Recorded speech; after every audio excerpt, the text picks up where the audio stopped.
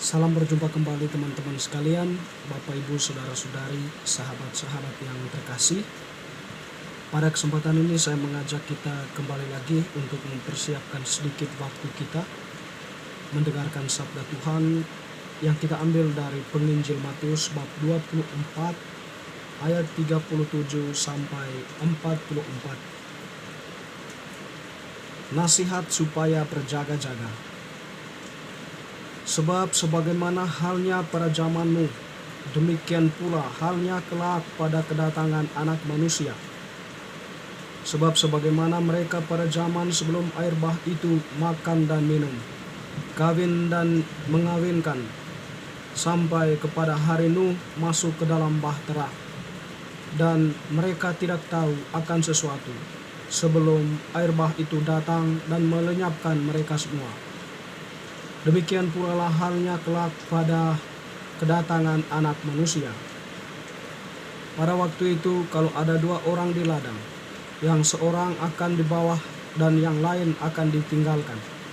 Kalau ada dua orang perempuan sedang memutar batu kilangan, yang seorang akan di bawah dan yang lain akan ditinggalkan. Karena itu berjaga-jagalah, sebab kamu tidak tahu pada hari mana Tuhanmu datang. Tetapi ketahuilah ini, jika tuan rumah tahu pada waktu mana pada malam hari pencuri akan datang, sudahlah pasti ia berjaga-jaga dan tidak akan membiarkan rumahnya dibongkar. Sebab itu hendaklah kamu juga siap sedia, karena Anak Manusia datang pada saat yang tidak kamu duga.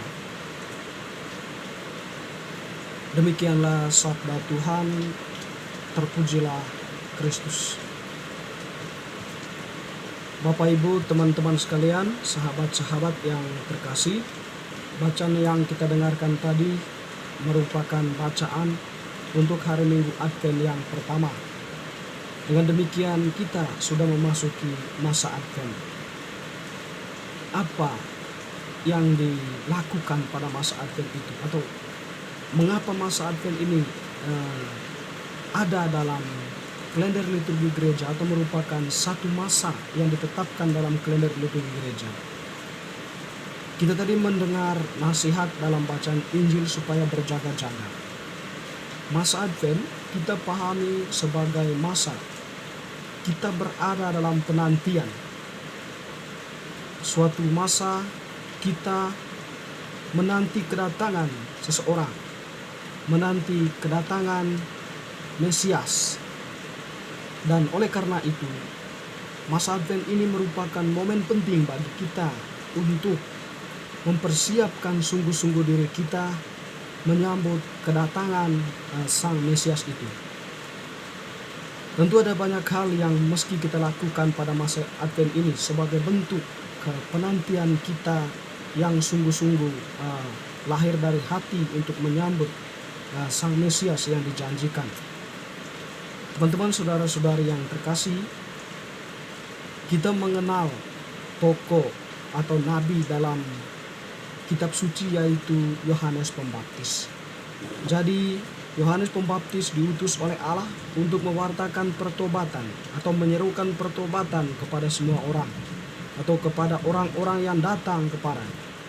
Dan sebagai bentuk pertobatan, Yohanes Pembaptis melakukan baptisan yang kita kenal dengan baptisan tobat. Artinya bahwa itu sebuah tanda bahwa orang itu bertobat dan siap untuk menyambut Dia yang datang lebih daripada dirinya, yaitu Mesias. Dengan demikian, dalam konteks baptisan tobat yang dibuat oleh Yohanes Pembaptis itu mengarahkan atau menyadarkan orang-orang bahwa untuk menyambut kedatangan Sang Mesias itu, kita mesti mempersiapkan hati kita, mempersiapkan diri kita agar kita pantas menyambutnya. Tidak mungkin kita menyambut Dia dalam kebobrokan kita. Tidak mungkin kita menyambut Dia dalam kedosaan kita. Tidak mungkin kita menyambut Dia dalam ketakberdayaan kita karena masih tenggelam dalam kegelapan kenikmatan dunia ini. Baptisan Yohanes ini juga mengingatkan supaya kita berjaga-jaga. Berjaga-jaga lebih pada sebuah sikap doa. di mana kita senantiasa membangun doa dalam diri kita agar kita dikuatkan dalam penantian kita, agar kita diteguhkan dalam penantian kita, sehingga penantian kita bukanlah sebuah penantian tanpa makna, tetapi penantian yang penuh makna, di mana awal dari sebuah karya agung Allah, di mana Allah mau datang ke dalam dunia, mau menyentuh hati manusia, mau tinggal dalam diri manusia. Kepantasan kita selalu tidak pernah terlepas dari sikap tobat yang kita ambil, dan juga sebuah relasi dalam doa terus menerus dengan Allah. Bapak Ibu saudara-saudari yang terkasih, bacaan tadi sungguh menggugah hati kita. Bacaan itu merupakan sebuah nasihat yang mengajak kita untuk berjaga-jaga. Kita tahu atau dalam bacaan tadi bagaimana penginjil Matius mengangkat kembali pengalaman Nabi Nuh dan orang pada zamannya. Jadi Allah mengingatkan Nuh untuk berjaga-jaga karena ada satu peristiwa besar yang akan terjadi. Karena itu Nuh diperintahkan untuk membuat bahtera. Dan tentu di sini Nuh mendengarkan Allah lalu mempersiapkan dirinya dengan membuat bahtera itu. Setelah dibuatkan itu lalu dimasukkan keluarganya serta binatang-binatang yang perlu dimasukkan. Tetapi orang-orang pada zamannya tidak mendengarkan Nuh. Bahkan mereka melihat apa yang dilakukan oleh Nuh itu sebuah tindakan kebodohan karena dia membuat bahteranya itu pada siang bolong. Tetapi di sini tindakan Nuh itu menampilkan kepada kita bagaimana sikap berjaga-jaga itu. Sebab kita tidak tahu suatu peristiwa besar akan terjadi. Orang-orang pada zaman Nabi Nuh itu mereka tidak berjaga-jaga. Mereka santai, mereka tetap menikmati melakukan kebiasaan mereka, minum, makan, kawin, mengawinkan. Istilah perbuatan-perbuatan, kenikmatan-kenikmatan dunia mereka lakukan. Mereka tidak mempersiapkan diri dengan sungguh akan suatu peristiwa besar yang akan terjadi. Sehingga pada akhirnya ketika air bah melanda negeri itu, hanya Nuh yang selamat dan yang semuanya itu atau orang-orang pada zamannya tidak selamat. Dan di sini pun Matius kembali kepada kedatangan Mesias itu ya. Jadi Mesias itu akan datang. Oleh karena itu saat ini kita mesti mempersiapkan diri kita untuk menyambut dia, untuk menyambut Tuhan yang akan datang itu dengan mempersiapkan diri. Waktu tadi seperti yang kita katakan, membangun sikap tobat dan membangun sikap doa bersama-sama dengan Allah. Dan oleh karena itu, kalau kita membangun sikap berjaga-jaga ini, tentu ketika Tuhan itu datang, kita menyambutnya dengan penuh sukacita, dengan penuh kegembiraan, dengan penuh kepantasan. Bapak Ibu saudara-saudari yang terkasih, kita akan memasuki masa Advent. Seperti kita katakan pada awal, ini merupakan masa di mana merupakan momen penting, momen istimewa bagi kita untuk mengintrospeksi diri, untuk kembali dari cara hidup kita yang baru kepada cara hidup yang lama kepada cara hidup yang baru.